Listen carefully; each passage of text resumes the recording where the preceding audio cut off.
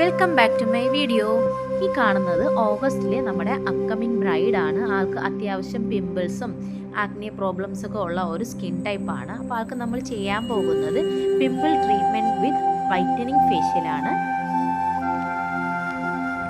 അത്യാവശ്യം skin care ശ്രദ്ധിക്കുന്ന നിങ്ങളാണെങ്കിൽ, upcoming brides ആണെങ്കിൽ മിനിമം 3 മാസം മുന്നെയെങ്കിലും ഈ ഒരു ട്രീറ്റ്മെൻറ്റ് അല്ലെങ്കിൽ ഫേഷ്യൽ ട്രീറ്റ്മെൻറ്റ് നിങ്ങൾ എടുക്കേണ്ടതാണ്. പിമ്പിൾസ് ഉള്ളവർക്ക് അതിൻ്റേതായ ട്രീറ്റ്മെൻറ്റ് നമ്മൾ എടുക്കാം.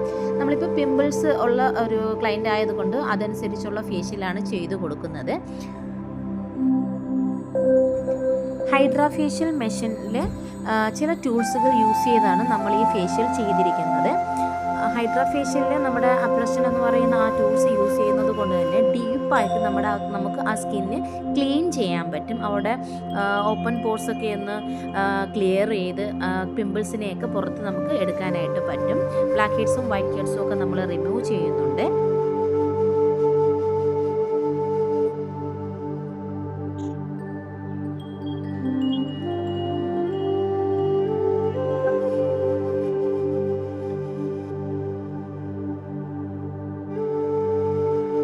അത്യാവശ്യം പിമ്പിൾസ് ഉള്ള സ്കിൻ ആയതുകൊണ്ട് തന്നെ നമുക്ക് ഹാൻഡ് മസാജ് 10 മിനിറ്റ് ഒന്നും ചെയ്തു കൊടുക്കാൻ പാടില്ല.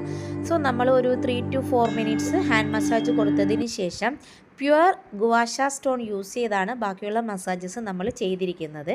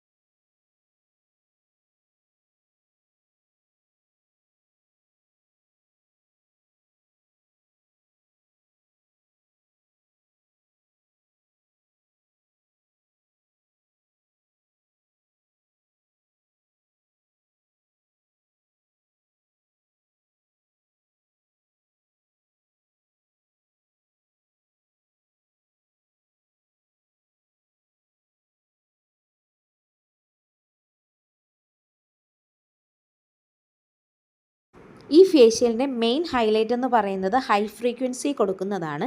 ഈ ഹൈ ഫ്രീക്വൻസി കൊടുക്കുന്നത് കൊണ്ട് നിലവിലുള്ള പിമ്പിൾസ് കുറയുവാനും ഇനി പിമ്പിൾസ് വരാതിരിക്കുവാനും ഫലപ്രദമായ ഒരു ട്രീറ്റ്മെൻറ്റ് കൂടെയാണ് ഈ high frequency treatment. Welcome back to my video.